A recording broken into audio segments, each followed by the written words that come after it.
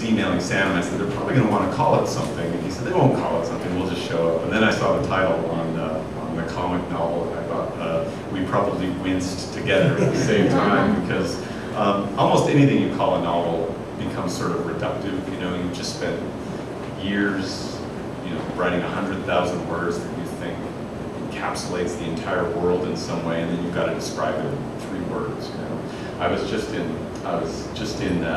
London doing some book publicity, and someone asked, well, what kind of book is it? And I said, well, it's kind of described as a comic novel, I guess. And the woman said, and do you draw the pictures yourself? I said, yes, I do.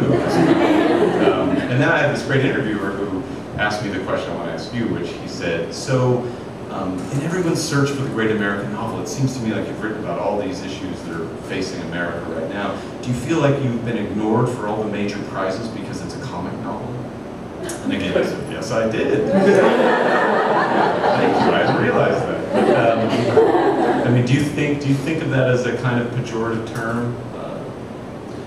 You know, I think that it's a sort of, maybe you feel the same way, a marginalizing term. And I'm not sure what its purpose is, you know, as opposed to the humorless, ponderous novel that is going to win the prize. And I can't think of a book that I love that doesn't have, you know, some relation to the comic in it, that doesn't have some viewpoint that looks askance at things with real humor. So, you know, it's a tag. It's like anything, and we don't, you know, we don't tag things in other ways that we used to, really terrible ways.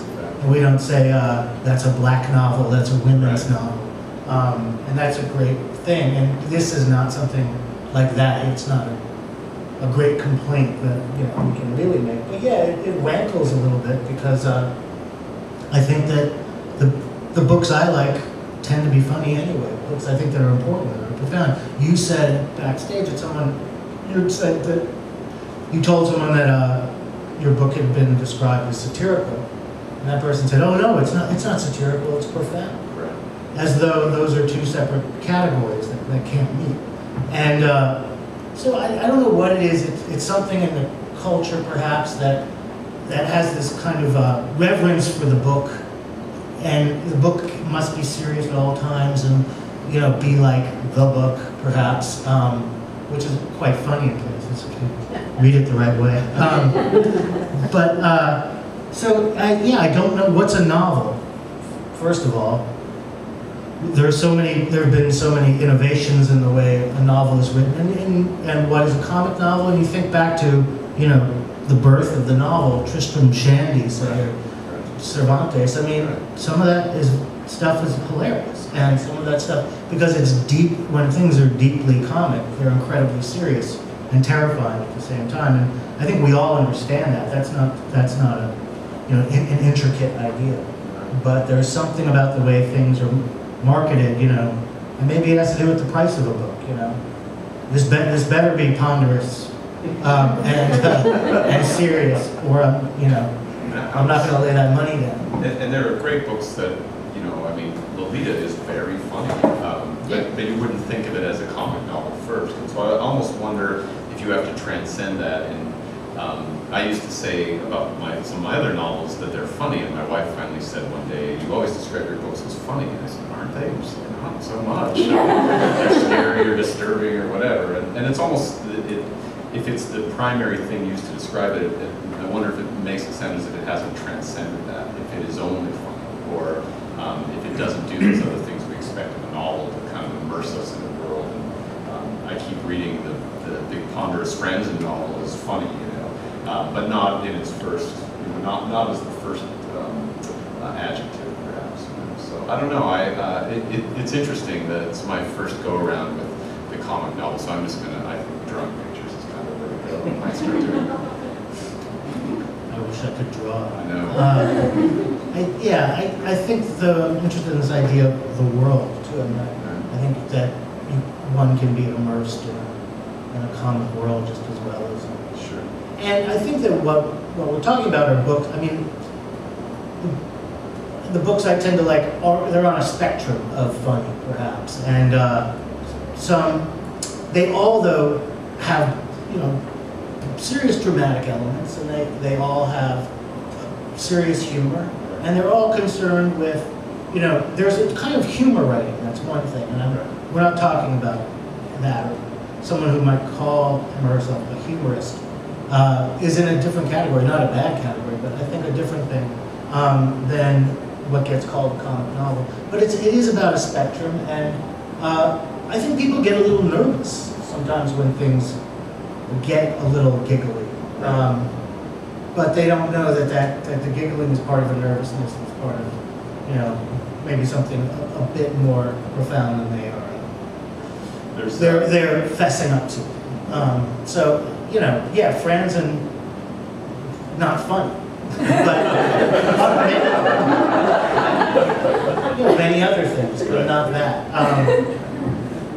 So it really depends. I certainly there's some writers I really adore who aren't funny, and but I consider them strange, sad cases. But that's the other thing is people talk about my work as, and I don't know if you've experienced this, as absurdist, or everything's heightened from reality, heightened reality. I consider it strict realism, and so that's the other thing. So there may be just something skewed about me. And do you think it's innate with? People who have a sense of humor, and people who don't seem to have that gift. Is it the same way with writing? Do you think? Yeah. Because I think there are lines that are funny. There are things. The thing I love about Sam's work is the way the lines open up in these ways. There'll be a sentence that in which it unfolds and it goes in these directions that shock you and surprise you.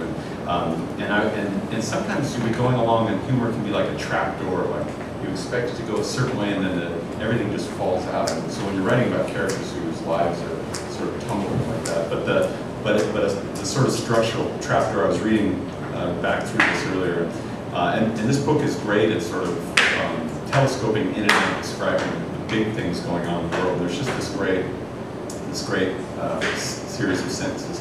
We were stuck between meanings, or we were the last dribbles of something. It was hard to figure. The fall of the Soviet Union. This was the death of analog. The beginning of aggressively marketed nachos. And you're just going along, and you think you're along. You think, oh, we're in this big thing, and then no, the trapdoor gives out, and the floor gives way, and you laugh.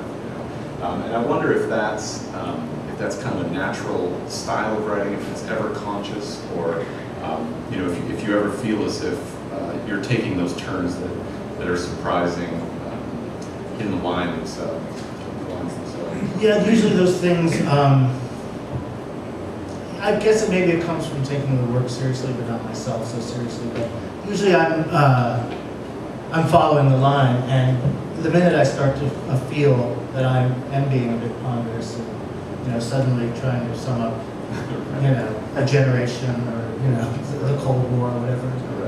I feel there needs to be some little swerve. And I also think that we're dealing with a narrator who is very self-aware, and very conscious about how he speaks and how he describes the world around him, and so he cuts himself down a little bit doing that as well. What about you? I mean, do you? And like I said, I thought all my books were funny. So the first thing I did when I finished this one is I gave it to my wife and said, "This isn't funny. I'm really quitting." And she read it and said, "No, it's very funny." First, she said yes, and now I'm tagged with a stupid funny thing. So. Well, I think that it has. You have friends that can tell stories. Right? Yeah. Go out to dinner and tell you a story, and some of your friends can't tell stories at all, and some of your friends can tell stories in a very gripping, not funny, but a very kind of gripping, concentrated way that holds you spellbound. And some of your friends tell stories that are boisterous and play with language. And I think there is room for all these different. There is room for all these different styles in your life, I'm sure. So why wouldn't there be room for all of these styles in writing? But it really comes down to how the world comes to you and how it comes to you through language. So I don't think you can choose. I don't think there's that much choice. No. that people have with their style, or that where they are on that spectrum.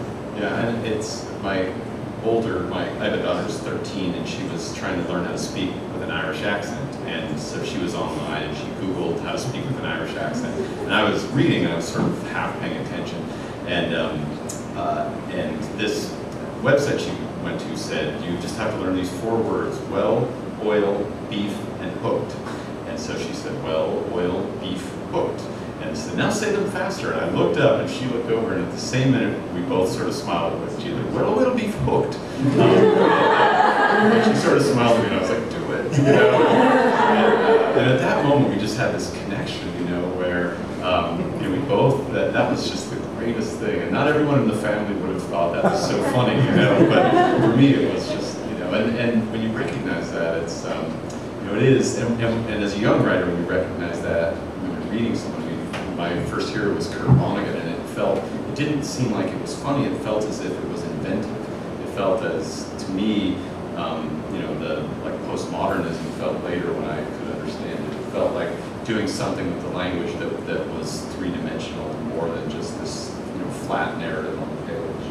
Right, well, play. Right? Play, sure, A lot of sure. play. Yeah. And I remember being kicked out of a play, a different kind of play, when I was in grade school because I couldn't do the Irish accent. Oh, you couldn't? You just brought up an early trauma. I just had another Irish experience. I was walking around London, and these guys asked me for directions, and I was telling them, bloody hell, we've asked an American. And then the one guy sort of jumped all over me and said, you know what I hate about Americans? You suck at every sport you didn't invent. I told my daughter, turn all the E's into A's, you know. You suck at every sport you didn't invent. I suck at the ones we did invent too. Scottish is harder, I think. Yeah, and that's, you know, that's probably why I've never done any dialect or my fiction, because I can't do that. I was looking through this book, which I read and admired, and I read it a while ago, as you know. But even, you know, it made me think of someone who talked about there's in fiction, you know, comedy can derive from the situation, or it can derive from the language, or both. You know, preferably, I think it's some combination. And you are world building with your language, and you are building a character with your language, and you're gaining authority with how the character speaks of the world, and just the acoustical command of this narrator is on the first page.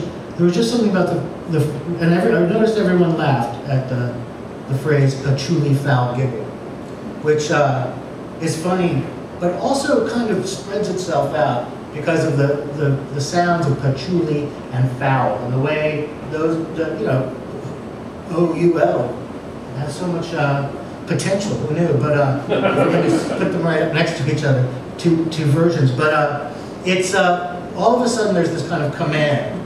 We trust the speaker, you know, because he has a funny view of the world, but also he knows how words sound, and so we're going to be in this kind of bubble. We hope, but this is the first sign of it, of a kind of poetry that's, you know, a comic poetry that's going along with the comic fiction that is going to make us want to be here. And so that, again, it made me think of, I think it was the writer Gilbert Sorrentino, you guys know his work, but I was reading an essay by him about this idea of, you know, he was more of a language guy, but and would dismiss things that were of the situation. I'm more interested in where those things come together. Of the situation, meaning? Like, okay, he's in a 9/11. Right. He's in a 9/11 buying milk and then he gets stoned. That's, you know, okay, that can be funny. Cheap, or it's... No, but whatever.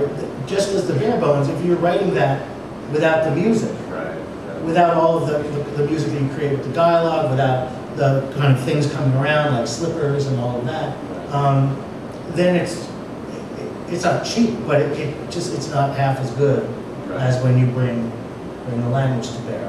And so, I mean, that to me is also a sign of a lot of comic novels, again, using the phrase that I'm not that interested in. But they're the good ones tend to really rely on that poetry, that richness of the language. richness of language, whereas, you know, there are novels that one could say are important that kind of aren't that well, you know, as well written, that sort of just dart along with a very plain language. Although if being a comic novelist is to be in a little bit of a ghetto magic, being a comic poet, that's got to be Right. there can't be a lot of call for that. Although Billy